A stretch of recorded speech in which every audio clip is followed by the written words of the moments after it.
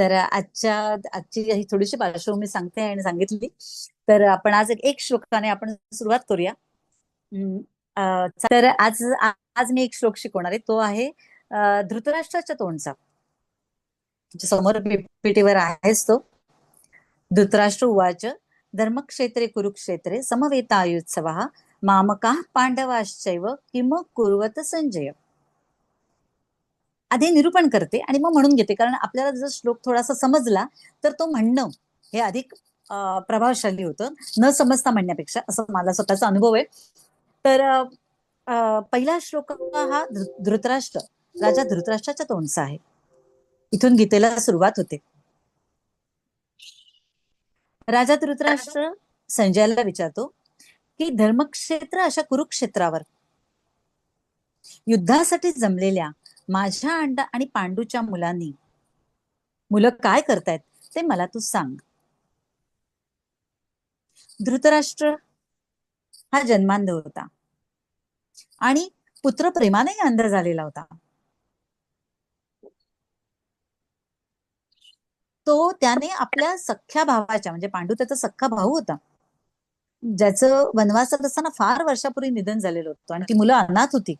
पण त्या अनाथ मुलांवर त्याने खरं आपल्या मुलांसारखं प्रेम करायला पाहिजे ते न करता त्याने कायम त्यांचा द्वेष केला,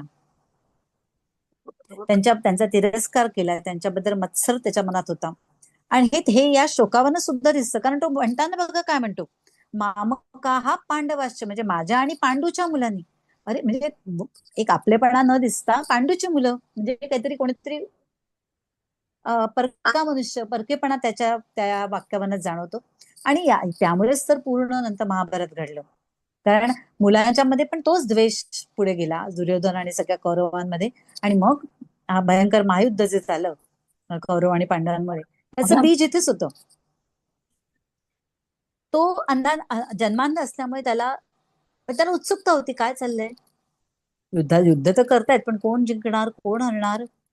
मग त्याने काय केलं, संजय जो त्याचा मंत्री होता त्याला सांगितलं, कारण संजयाला भगवान व्यासांनी दिव्य दृष्टी दिलेली होती. म्हणजे तो महालात बसून समोर काय चालू रणांगणात हे त्याला प्रत्यक्ष दिसत होतं आणि ते तो धृतराष्ट्राला सर्व वर्णन करून सांगत होता. इथून गीतेची सुरुवात होते. म्हणून माझ्यासाठी नेहमी महत्वाचा श्लोक राहिलेला आहे की कुठून गीता सुरू झाली तर इथून गीता सुरुवात होते, भगवद्गीता. तर आपण हा श्लोक आज करूया. तर श्लोक कसा म्हणायचा याची एक पद्धत आहे, त्याला म्हणतात संथा पद्धत. तर संथा म्हणजे काय, किंवा हा पण प्रश्न बरेच जण विचारतात मला. तर संथा म्हणजे एखादा श्लोक किंवा वृत्त किंवा आर्या स्वतः शुद्ध स्पष्ट म्हणून समोरच्याला तसंच शुद्ध स्पष्ट त्याच्याकडनं म्हणून घेणं, याला संथा देणं किंवा घेणं म्हणतात. तर आपण या वर्गामध्ये सुद्धा ही संथा पद्धतीने शिकवलं जाईल. तर तशी त्याची तुम्हाला माहिती देते मी की सुरुवात करताना हा श्लोक कोणी म्हटला हे आपल्याला माहिती पाहिजे. धृतराष्ट्र उवाच इथे दिलेलं आहे. मग भगवद्गीतेतील बहुतेक सगळे श्लोक हे अनुष्टुप छंदातले आहेत. आपण शाळेत असताना मराठी शाळेमध्ये अनुष्टुप छंद शिकलेलो होतो, पण आता कोणाच्या लक्षात राहणार नाही मला माहितीये, माझ्याही लक्षात नव्हतं किंबहुना. मग इथे मी आल्यावर हे नवीन शिकले. अनुष्टुप छंद म्हणजे काय, तर त्यामध्ये 2 ओळींचा एक श्लोक असतो अनुष्टुप छंदात, आणि फार थोडे श्लोक त्रिष्टुप छंदात आहेत, ते 4 ओळींचे असतात, ते थोडेसे आहेत. पण बहुतेक गीता ही अनुष्टुप छंदात आहे.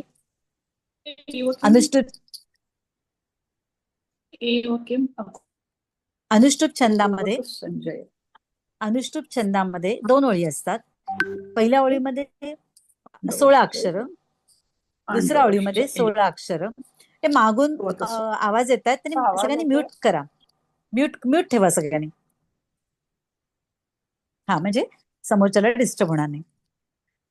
तर अनुष्टुप छंदामध्ये पहिल्या ओळीत 16 अक्षर, साधारणपणे 8 अक्षर झाली की थांबायचं, कारण 16 अक्षर एकदम उचलता येणं कठीण असतं. 8 अक्षर झाले की थांबायचं, मग उरलेली 8 अक्षर. तसंच खालच्या ओळीला 8 अक्षर आणि उरलेल्या 8 अक्षर. अगदी साधी सोपी आहे रचना, अतिशय सोपी आहे अनुष्टुप छंद. मग त्याच्या पुढे थोडस कठीण काय, तर आघात. आघात म्हणजे काय, तर जिथे जोडाक्षर येतं त्याच्या आधीच्या अक्षरावर जर ऱ्हस्व स्वर असेल, ते मी सांगेन जाईन कोणत्या याला, पण एक नियम नुसता ऐकून ठेवा तुम्ही आज. तो तुम्हाला नियम येणं अपेक्षित नाही, तुम्हाला मी आघात सांगत जाणार आहे की आधीच्या अक्षरावर आघात दिला जातो, जोर दिला जातो. जोडाक्षराच्या आधी जोर देणं म्हणजे किंचित तिथे तो जोरात म्हणणं अक्षर, त्यामुळे काय होतं, तर जोडाक्षर जे पुढे आहे ते सुस्पष्ट ऐकायला येतं.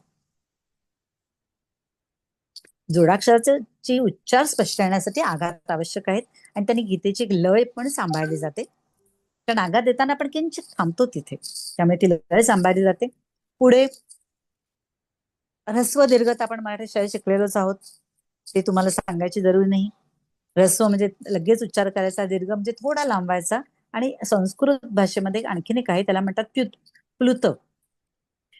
तिथे अजून थोडं थांबायचं असतं, ते पण तुम्हाला मी वेळ आली की त्या श्लोकात सांगेल. इथे काही प्लुत नाहीये, तर इथे तुम्हाला काही आता प्लुत समजून घ्यायची जरुरी नाही.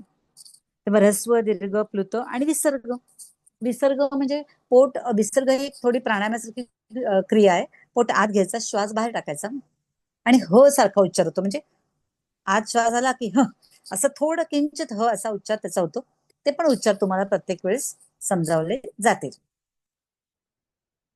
आता याची पद्धत काय, तर मी पहिली 8 अक्षर म्हणणार, ती एकदा म्हणणार, आणि मग पुढे 7 वेळा आपण ते म्हणायचंय. मी मी 7 वेळा म्हणेन, तुम्हाला ऐकायला मिळेल. तुम्ही तुमच्या घरी बसून जिथे आहात तिथे तुम्हाला जसं कम्फर्टेबल असेल तसं म्हणून तुम्ही 7 वेळा म्हणा. मग पुढची 8 अक्षर 7 वेळा, मग दोन्ही मिळून 5 वेळा, असंच खालच्या ओळीला, आणि मग एक श्लोक अख्खा 3 वेळा. अशी पद्धत आहे, ती हळूहळू तुमच्या अंगवळणी पडायला लागेल. तर सुरुवात करूया. धृतराष्ट्र उवाच धर्मक्षेत्रे कुरुक्षेत्रे धर्मक्षेत्रे कुरुक्षेत्रे धर्मक्षेत्रे कुरुक्षेत्रे धर्मक्षेत्रे कुरुक्षेत्रे धर्मक्षेत्रे कुरुक्षेत्रे धर्मक्षेत्रे कुरुक्षेत्रे धर्मक्षेत्रे कुरुक्षेत्रे. आता आता थांबायचंय. आता मी पुढचं 8 अक्षर घेणार.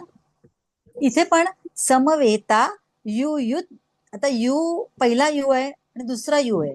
दुसऱ्या यू वर तुम्हाला जोर द्यायचा आहे, कारण पुढे जोडाक्षर आहे. हा, युत सवा हा, आणि शेवटी विसर्ग आहे, तो शेवटचा विसर्ग हा म्हणायचा आहे. हा, या 2 गोष्टी लक्षात ठेवा. मी सुरुवात करते, एकदा म्हणते आणि मग 7 वेळा म्हणायचे आपल्याला सगळ्यांनी मिळून. समवेतायुत्सवः समवेतायुत्सवः समवेतायुत्सवः समवेतायुत्सवः समवेतायुत्सवः समवेतायुत्सवः समवेतायुत्सवः. छान म्हटलं. आता हे आपण एक पहिली ओळ जी आता आपण केली ती एकत्र म्हणायची. हा, पण मध्ये थांबायचं, कारण एकदम अक्षर उचलता येणं कठीण असतं. सगळे 16च्या 16. 8 झाले की थांबायचं, किंचित क्षणभर विश्रांती, मग 8 म्हणायचे. असं 5 वेळा म्हणायचं. किती वेळा? 5. म्हणता म्हणता आपण आपलं मोजायचं हाताच्या बोटावर. पूर्ण ओळ. धृतराष्ट्र उवाच धर्मक्षेत्रे कुरुक्षेत्रे समवेतायुत्सवः धर्मक्षेत्रे कुरुक्षेत्रे समवेतायुत्सवः धर्मक्षेत्रे कुरुक्षेत्रे समवेतायुत्सवः धर्मक्षेत्रे कुरुक्षेत्रे समवेतायुत्सवः धर्मक्षेत्रे कुरुक्षेत्रे समवेतायुत्सवः. पुढची ओळ. आता इथे मामकाहा, आता इथे विसर्ग आहे. हा, तो हा म्हणायचा आहे, कारण आकारांत विसर्ग आहे. मामकाहा पांडवाश. आता इथे बघा 4च्या आकड्यासारखं दिसतंय, तो शहामृगातला श आहे. हा, तो श्र, आपण श्र जो काढतो त्याच्यामध्ये शहामृगातला श असतो, श्री मधला श, तो श अर्धा आहे, त्यामुळे तो शहामृगातला श अर्धा म्हणायचा. आणि खाली च आहे, तो चैव, तो शब्द चैव आहे.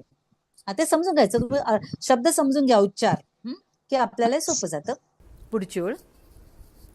मामकाः पांडवाश्चैव मामकाः पांडवाश्चैव मामकाः पांडवाश्चैव मामकाः पांडवाश्चैव मामकाः पांडवाश्चैव मामकाः पांडवाश्चैव मामकाः पांडवाश्चैव.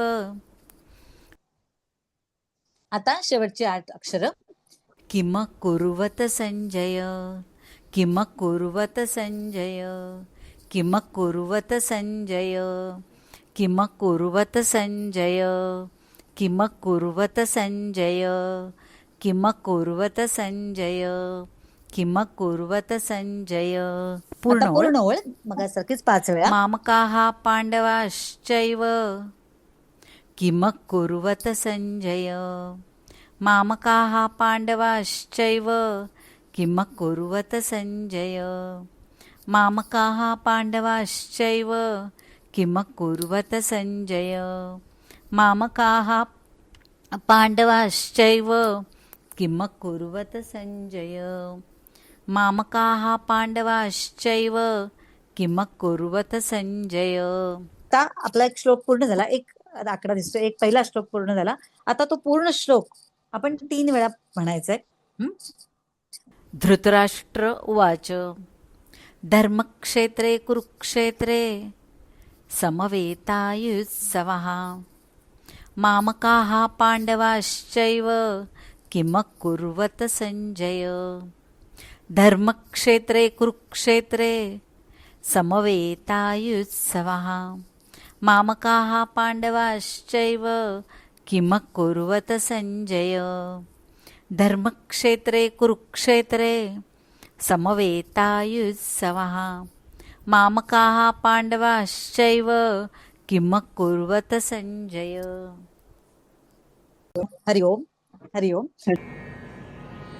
आता विश्वात्मके देवे येणे वाग्यज्ञे तोषावे तोषोनी मज द्यावे पसायदा